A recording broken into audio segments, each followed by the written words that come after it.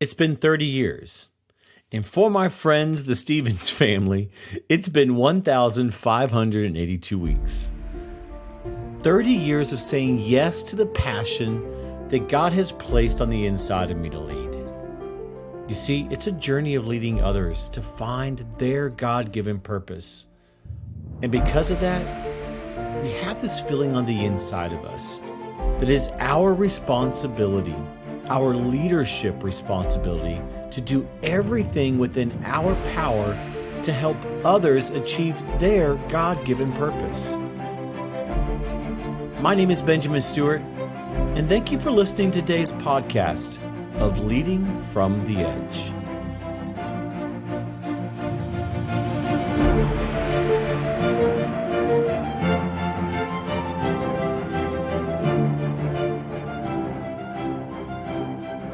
You know, this week I wanted to do some explanation about why I say it's been 30 years. I've been asked a lot about what happened 30 years ago that I can tie back to, because most of you know that I'm 45.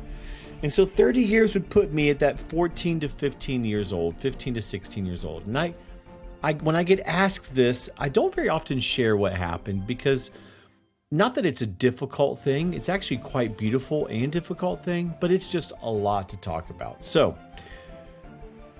I want to talk about today. I want to share about why this date is so important. And I can't say that I started logging this time at the date that this happened, but I will say that when I look back in my life at an event that shook me, this event that made me look at myself in the way of being responsible for the gift that God has given me, it is what drives me now to make sure that I am being put in a place of listening to God concerning people around me. I have to go back to my sophomore year in high school in a little town in Louisiana by the name of Leesville. Leesville, good old LHS, the amazing Wampus Cats. If you don't know what a Wampus Cat is, you can look it up. It literally means a lazy, slothful bobcat. That's what we were. That's what our school mascot was. And I moved to Louisiana when I was in the 8th grade and decided the summer before we moved there, when I spent 2 weeks in West Virginia while my dad was getting everything ready for us to move from Europe to Fort Polk, Louisiana, that I was going to be a trumpet player. My parents had paid for my Aunt Kathy's trumpet to be completely redone. I love jazz music. I still love blues music. And I wanted to learn something that I could do because I was this skinny, short kid and I loved music. And I thought this is a great way for me to jump into my high school career to be a trumpet player. In fact, I remember sitting on the driveway of my grandmama's house and playing. Like, it was a driveway that I remember my dad, I guess there was a summer or 2 summers before, that he and my grandfather had poured concrete and built this driveway. But I remember sitting on there and playing the trumpet all hours of the day, early hours in the morning. I'm sure it was difficult for the neighbors as it was for my mom and my grandparents. But I was a budding star, right? And when we got to Louisiana, I just didn't fit. Like, here I am, I'm a military kid at a public school that just moved from Europe, where culture is completely different. I'm a Christian by faith that wants to be a Christian. So the place that I found that I belonged, the place where I fit in, was band. And let me tell you, I loved band. I loved band. I felt connected. I was growing, I was belonging. And there was one particular guy who was better at trumpet at the time than I was, who was in that band, who also played trumpet, and we started getting along really well. His name was Eddie Garcia. And over the next 1.5 years, the rest of my 8th grade year and all throughout 9th grade year, he and I worked our way up through the ranks of trumpet players. We would challenge each other for first chair positions. We would challenge other people, because that's how you ranked up, is you would challenge a trumpet player and then you'd get to their seat. I'm talking, we challenged ourselves to the point that we were both landed in the Symphonic A band at Louisiana High School, at Leesville High School, at Leesville High School, almost immediately as freshmen. So by the time we got halfway through our freshman year, we were in Instead of being in the B band, we were in A symphonic band. Here we were, second row, first and second positions, as you know, behind all the juniors and seniors who were phenomenal. But we were on the team. Fast forward now, it's summertime. Eddie and I have spent a year and a half together growing our relationship. It's not like now where you have cell phones you can text. So summer would happen and you would end up not seeing each other for a long time. But summer right before our sophomore year, we were loading up to go to band camp, which was a week of marching practice and song development at a local college. Local as in, we would go up to Natchitoches, which was about 2 hours away. And Eddie and I determined that we are going to not only bus together, but we're going to room together because we loved being in band. So leading up to band camp, I had a summer where I started working on with my walk with God. I was blessed. All my life, I've seen my parents spend every day with God. They had Bible studies all the time at the house. They'd open up our home for people to come and grow in their walk with God. It was really special to see. And it was something that I wanted to do. I wanted to be close to God too. So that summer before my sophomore year, I started reading my Bible every day.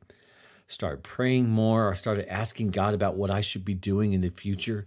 I started challenging what a walk with God looked like. I didn't want to have this church walk with God where you go to church and you give God your best on Sunday and then the rest of the week was just whatever it was. I had this idea in my head that I could be as close to God as I wanted to be, that he wasn't the one stopping me from being close to him. So as this freshman to sophomore year, I started, I guess in short, having my own relationship with God.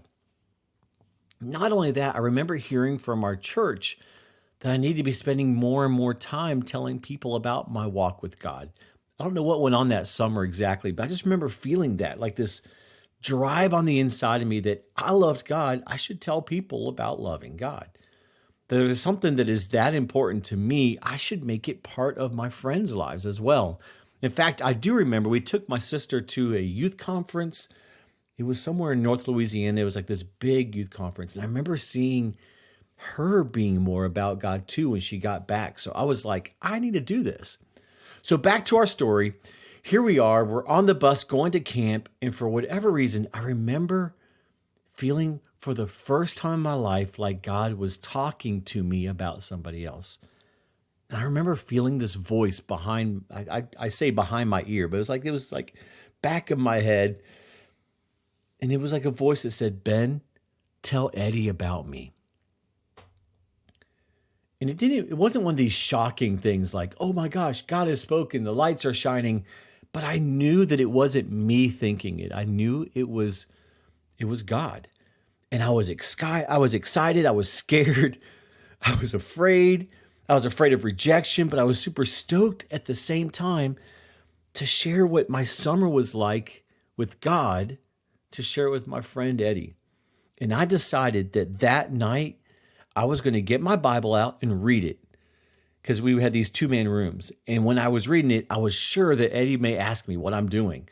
And I could just share with him about God. I had this whole plan figured out how I could accidentally tell him about God. Well, we got to camp and immediately we got into practicing. We're out on this big concrete parking lot with painted lines everywhere, going over our marching show. Then dinner came late that night because we were out there for so long. By the time we got back into our room, by the time I showered and got to bed, I completely forgot to read my Bible and I fell asleep. Missed opportunity number 1, Monday night. I woke up in the morning and I felt this burden. I needed to tell Eddie about Jesus tonight. Okay, so this day was crazy hot. In fact, I remember that when the afternoon rain came, like it does in all of South Louisiana, like it comes at 3:30 p.m., 4 o'clock. I remember we didn't even get off the concrete field. We literally, everyone was cheering and shouting, and we just stood there all getting soaked. And that night we had activities, and again, it was late when we got back to our room.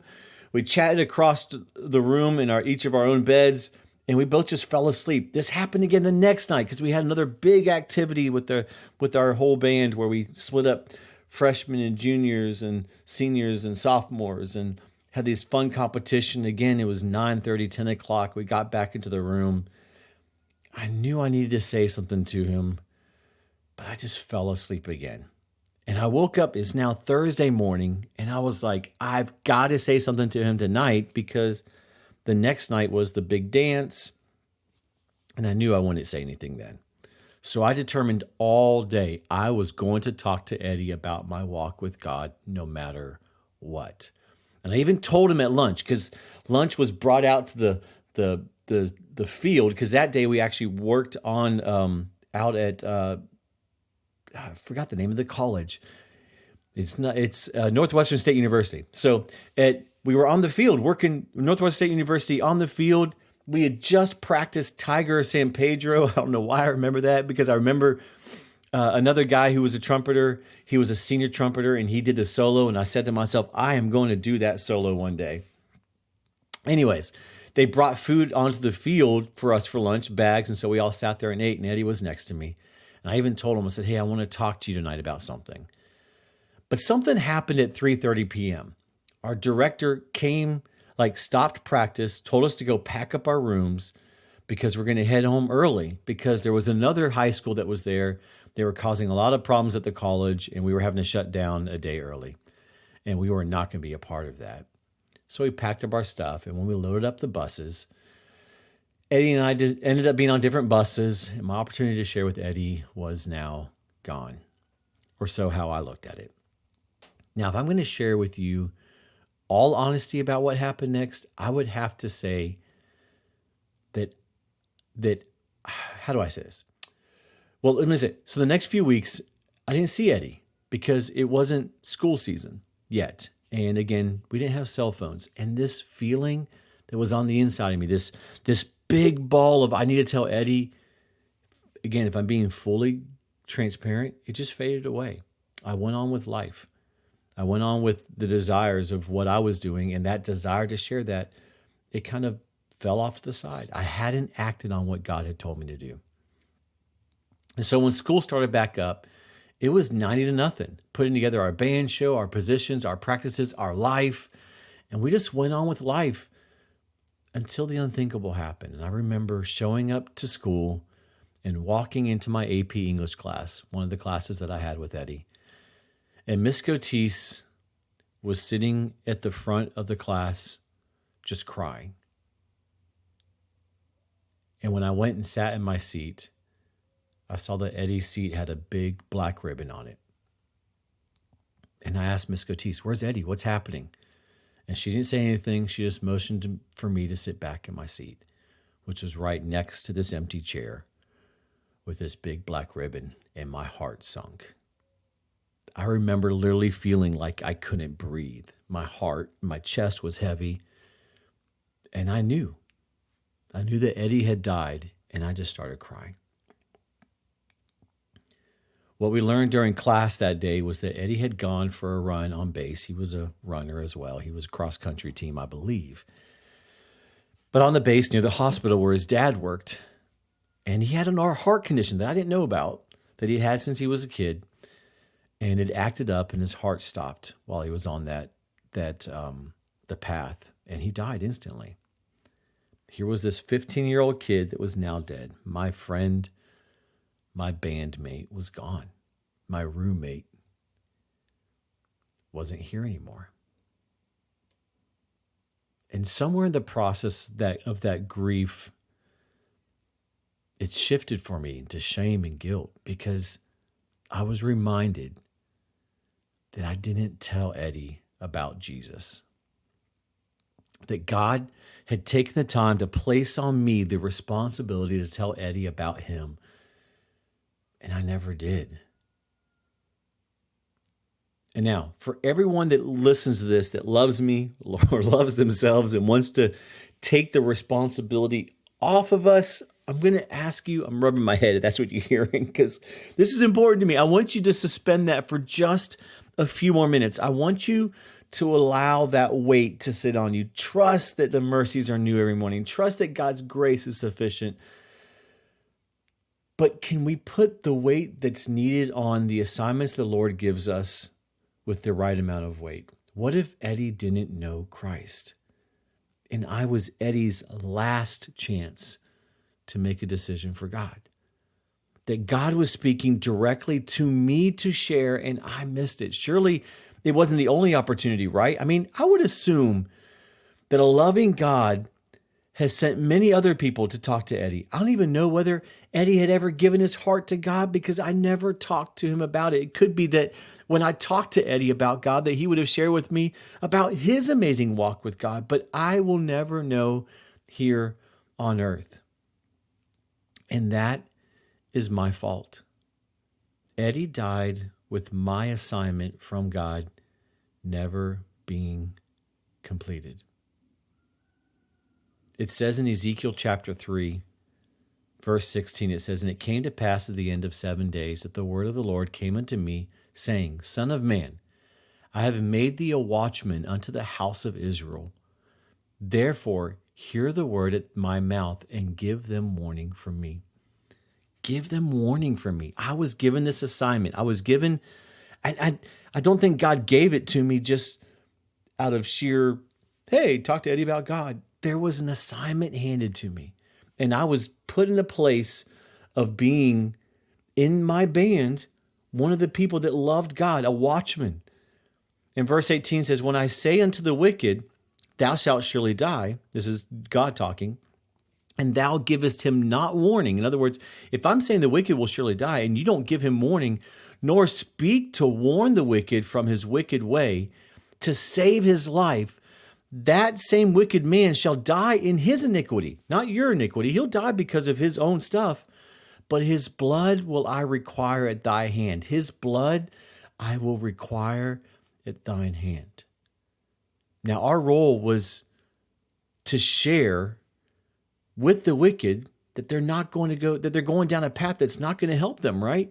In fact, that path ends in spiritual death. The wicked do die in their iniquity, but he's saying, God's telling us, God's telling Ezekiel, and I feel like he's telling us the same thing, that if we don't warn them, if we don't speak, it says literally, nor speakest to warn the wicked. Sometimes we think that we can save people by our actions demonstrating Christ, but it says specifically here, nor speakest to warn the wicked from his wicked way to save his life. The same wicked man shall die in his iniquity, but his blood I will require at thine hand. So how do we get out of that? Yet if thou warn the wicked, and he turn not from his wickedness, nor from his wicked way, he shall die in his iniquity, but thou hast delivered thy soul. If we do share, we're delivering our soul. We're keeping ourselves right before God. In verse 20, it says this, "Again, when the righteous man doth turn from his righteousness and commit iniquity, and I lay a stumbling block before him, he shall die.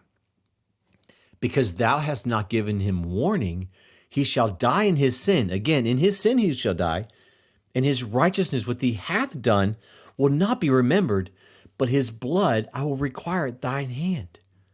See, the same thing happens for a righteous man. And I know you all have heard me share about this, how we have a duty to each other as brothers, as Christians, as sisters in Christ, to warn each other. They will die in their sin. In other words, if you see a believer who's making decisions that are destroying their life, we have a responsibility to say something, because there's something on the inside of us that is saying, speak out, help them, get them out of their sin. They will die in their sin, but in the same words, they will die because of their actions, but their blood is at our hand because we didn't do our part. And verse 21 tells us how to do it. It says, "Nevertheless, if you warn the righteous man that the righteous sin not, and he doth not sin, he shall surely live because he is warned, and thou hast delivered thy soul." God directed me to this passage I had to say, it was a couple of weeks right after Eddie passed. And I was so convicted. See, I was already feeling down and shame, but it shifted. It shifted to conviction. Instead of shame, it became a need on the inside of me to never let that happen again. I don't ever want to hear the voice of the Lord and ignore it or delay it. And can I say that I've never done that? Nope. I still need the mercy of the Lord, like David shares in the psalm that I read this morning, that he wants to be like the green olive tree planted in the house of the Lord, where his mercies are daily poured out. I need the mercy of the Lord. I think we all need the mercy of the Lord. And I'll be honest, I still carry this weight of Eddie. In fact, every podcast that I do, I remember the day that I heard that Eddie Garcia had passed away and how I left my role in his life, how I ignored the stirring of the Spirit. But now, instead of it being a weight like I'm yoked to a sin or shame, it's more like what the Bible talks about, that his yoke is easy and his burden is light. If I cast that onto him, then it doesn't mean that I don't carry it anymore. It means that he's carrying the weight of it, but the assignment is still, I'm yoked to him now, instead of being yoked to the burden. Does that make sense? It's like, instead of this care being sin and guilt, because that's, the priest would kill one goat for sin, and then he would lay all the shame on another goat and send it out in the city so it would never come back. He'd send it out out of the city so that people would never see it again. The whole point was that not only is our sin being taken care of, but the shame is gone. But there's still the weight of what we should do as believers and what we should learn from when we don't. So what is that place? That is when we cast our care upon him, because he cares for us, and that we're to take up his burden, because his is easy and light. He takes the weight of it off of us, but we still have the assignment from the Lord. It is a shared yoke with the Lord. That I will be the kind of leader that listens to the Lord and chooses to do the hard things instead of acting like maybe it was pizza. Maybe it wasn't Lord. Maybe I'm just feeling something. So many stories I have of arguing with God about if this is him or this is me, and this story popping back in my mind.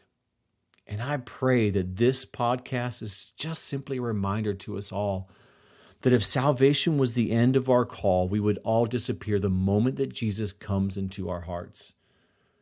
See, we're the light to a dark world. We're the city that's on the hill. We are the hope of the world, the hands and feet of a loving Savior who wants the entire population to know him as Lord and that none would perish. So my question for you today is, who is in your life that God has placed as an assignment? What's something that he's told you to do that you know you're supposed to do that maybe you haven't done yet? Or maybe ask yourself, are you at a place in your walk with God where you can hear his voice about your situation, about a person, about their situation, about your role? And if you're at a place spiritually and you are listening, then just learn how to tune your spiritual antenna to stay ever connected to what the Lord is saying. Over the years, I've been challenged in doing this between my spiritual mentor who would stand beside me on the stage, on the platform while people are getting ministered to. And he would ask me questions like, what are you feeling? Do you feel that? Do you see what's going on? And he would teach me to associate what I was seeing, what I was feeling with what God was saying. And he would share with me, this is how God speaks to you, Ben. It was phenomenal to start tying those things together. But also, too, Neely would challenge me. Every time she would tell me, every time before I go into staff meeting, go spend 5 minutes before the Lord. Every time before I get into a counseling session or a coaching appointment, just take 5 minutes and listen to the Holy Spirit. It's something I still carry today, to just stop and make sure that my ultimate assignment is always in front of my eyes. It's not the coaching. It's not even the podcast. It's not the strategic planning I do with businesses. It's not digital marketing. It is the question of, am I being attentive to the Holy Spirit in those assignments?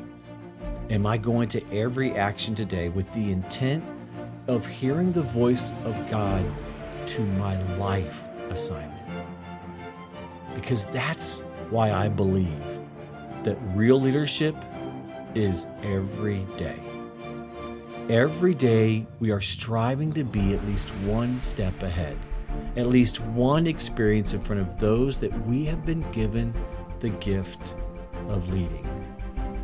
because it's not a matter of being the best, and it's not a badge you get to wear. It's not even being the brightest or even getting it right all the time. But it is about having the courage to actually lead. Because it takes commitment, it's going to take persistence, it's going to take patience for you and for others. But above all of that, it's going to take an everyday God experience. My name is Benjamin Stewart, and until next time, go lead from the edge.